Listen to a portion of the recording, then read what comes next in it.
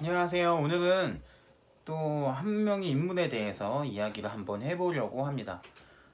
바로 모두가 알고 있는 인물, 바로 장보고에 대해서 이야기를 해드릴까 해요. 모두가 아시는 만큼 과연 오늘의 이야기의 핵심은 이것입니다. 과연 장보고가 해상왕, 그리고 당시에 엄청나게 정의감을 똘똘 뭉쳐있는 영웅적인 이미지로 많이 그려져 있죠. 그리고 이 해신이란 드라마, 최수종님이 연기했던 이 해신이란 드라마를 통해서도 또 그런 이미지가 더 굳건해졌다고 볼 수 있는데요. 오늘 해드릴 이야기는 장보고 일생 전반에 대한 이야기, 그리고 또 청해진에 관련된 이야기, 또 하나 과연 장보고가 어떤 이미지의 인물로 적합한지에 대해서 한번 이야기해 보려고 합니다. 우선 장보고는 당나라에서 군인 출신으로 활약을 했던 인물입니다. 이 당나라에서는 어떤 활동을 구체적으로 하였는지에 대해서는 그 기록이 소략하고 매우 제한적이고 발견되지 않는 것들이 많아서 많이 알려져 있지 않아요. 하지만 중요한 거는 당나라에 있을 때 그 산둥반도 쪽에 법화원이라는 절을 설치하게 됩니다. 그런 절을 설치한 것으로 봐서 산둥반도 쪽에서 활동을 했던 것 같아요. 그것을 근거지로 하면서 해상무역을 통한 국제무역에 대해서 눈을 뜨게 되고 많은 정보를 입수한 것으로 보여집니다. 그래서 흥덕왕 3년 당나라에서 신라로 돌아온 장보고는 왕에게 보고를 올려 청해진을 설치할 것을 건의하였고, 왕과 조정에서는 그곳의 해상무역의 중심지로서의 하나의 거점이 필요하고, 그런 필요성에 의해 장보고에게 청해진 설치를 허락을 하게 됩니다. 그렇기 때문에 하나의 군벌 세력이었던 장보고는 그 시작부터 굉장히 개인적인 성향이 강했던 군벌 세력이에요. 이 청해진의 출발 자체도 그렇게 됐고요. 그 다음에 왕실에서 장보고에게 내렸던 바로 청해진 대사의 직책 역시 신라의 관직 체계에는 포함되어 있지 않습니다. 좀 특별한 직책인 셈이죠. 이런 여러 가지만 봐도 청해진의 시작은 장보고 개인적인 준비와 개인적인 세력화의 시작으로 보면 되겠고요. 청해진 역시 신라의 관직체계나 지방체계와는 조금은 다른 특별한 거점이었다 라는 것을 알고 계시면 될 것 같습니다. 그러던 중 이 일본의 해적 세력과 당나라 해상에서 활동하던 해적 세력을 한번 크게 물리친 장보고는 일본과 당나라 사이의 중개 해상 무역을 거점으로 하는 청해진을 점점 더 발전시키게 됩니다. 그러던 중 신라에 하나의 큰 사건이 발생되게 돼요. 바로 이 기무징이라는 진골 귀족이 왕이 경쟁에서 밀려나 장보고에게 도움을 청하고 오게 되는 사건이 일어나게 됩니다. 그렇게 밀려난 기무징은 838년에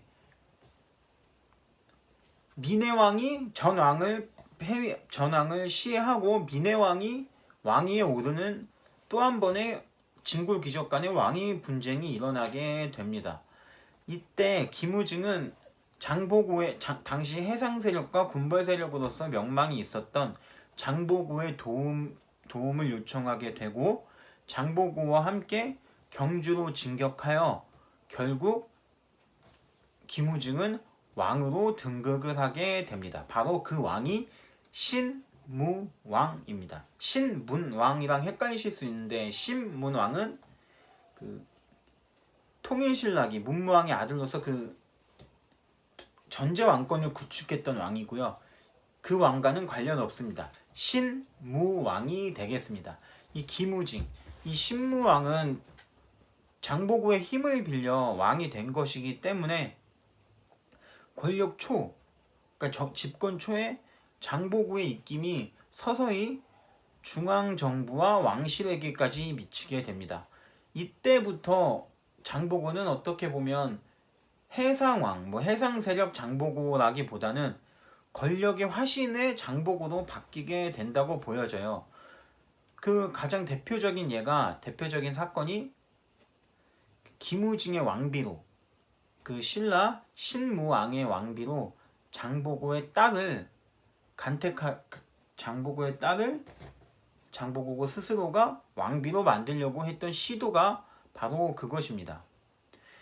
장보고는 아까 얘기했듯이 해상 세력으로 처음에 시작을 했고 본인의 건의로 시작된 군벌 세력이기 때문에 이런 무력적인 세력까지, 무력적인 명까지 가지고 있었고, 만약에 여기서 그 신무왕의 왕비가 본인의 딸을 대어 왕의 외척이 된다면 신라에서는 제일 으뜸 가는 권력가가 될 수 있었습니다.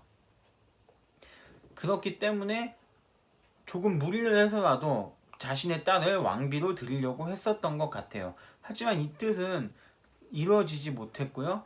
결국에 기록에 의하면 옛 벗으로 알려져 있던 연문이란 사람에게 피살을 당하면서 그 이후에 청해진 역시 해체 수순까지 밟게 됩니다. 이 연문이란 사람에 대해서는 장보고의 벗 출신이라는 것 외에는 크게 기록이 남겨져 있지 않습니다. 하지만 이 장보고의 벗은 맞았었던 것 같습니다. 왜냐하면 장보고가 큰 별다른 의심 없이 연문과 함께 술자리에 응했고 그 술자리에서 연문이 장보고를 암살한 것이기 때문인데요.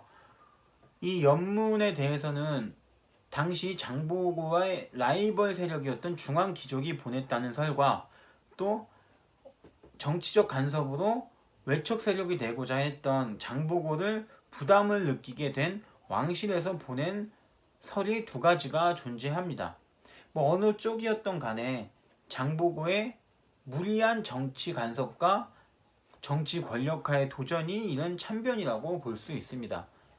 이 장보고가 피살이 된 후 일시에 청해진은 경주 관군의 습격을 받게 되고 모든 청해진 세력은 와해가 되고 해체가 되게 됩니다. 어떻게 보면 이런 여러가지 일련의 사건을 한번 들여다보면 당나라 군인 출신으로 해상무역에 대해서 산둥반도에서의 많은 당나라 생활로 해상무역에 눈을 뜨게 되었고 그 중요성을 인식해 완도에 본인의 뜻대로 청해진을 설치함으로써 강대한 군벌 세력으로 성장할 수 있었던 장보고는 뜻밖의 진골기종의 왕위 분쟁에 참여하게 되었고 자신에게 힘을 의탁해온 김우징을 도와 김우징을 신무왕으로 앉히게 됩니다. 하지만 이 이후에 그 장보고는 권력의 화신으로 돌변을 하게 되었고 자신의 딸을 신무왕의 왕비로 드리려고 했던 정치적인 무리수를 두게 됩니다. 이 정치적인 무리수는 당시 진골귀족 세력의 아이러니한 규합을 만들어내게 되었고요. 중앙에서 활약했던 중앙정치 진골귀족 세력과 왕실의 공공의 적으로 장보고가 이제 형성이 되게 됩니다. 그러므로 그 결과로 연문에 의해 피살되게 되면서 자신이 평생을 바쳐 일구어 놓았던 청해진 역시 해체 수순을 밟게 되고 역사 속에서 사라지는 결과를 맞이하게 됩니다. 이 장보고의 일생을 들여다보면서 어떻게 보면 해상왕 장보고라는 이미지, 하지만 과연 장보고가 스스로의 권력욕에 의해 무너진 사람이기 때문에 여러가지 드라마나 이야기를 통해 영웅적인 이미지가 과연 어울리는 인물인지에 대해서는 저는 조금 회의감을 갖고 있습니다. 실제적으로 장보고가 했던 여러가지 활동은 본인의 해상 권력화를 위해서 진행이 되었고 진골 귀족의 왕위 분쟁에 참여한 이유로는 중앙 정치의 과도한 정치 권력을 위한 시도, 자신의 딸을 왕비로 들이려 했던 여러 가지 시도를 보면 모든 남자들이 가질 수 있었던 명예욕과 권력욕의 화신이었었던 것 같습니다. 과연 장보고가 해상왕이라는 이런 이미지에 대해서는 역사적으로 그런 이미지를 갖고 그를 기억하는 것은 좋을 수 있지만, 과연 그가 신라민을 위해 일본과 당나라 쪽의 해상 해적 세력을 물리치고 신라의 발전을 위해서 힘쓴 인물이라고는, 그런 인물로는 실제적인 역사상으로 봤을 때 거리가 멀다 라고 볼 수 있겠습니다. 오늘 이게 두 번째 시간이 될 것 같네요. 한국사 인물사전 그 두 번째, 바로 장보고에 대한 이야기였습니다. 어떻게 이야기가 들어오셨을지 모르겠어요. 요거 한 12분 정도의 영상이 되겠네요. 앞으로도 이런 한국사 인물사전 많이 시청해 주시고요.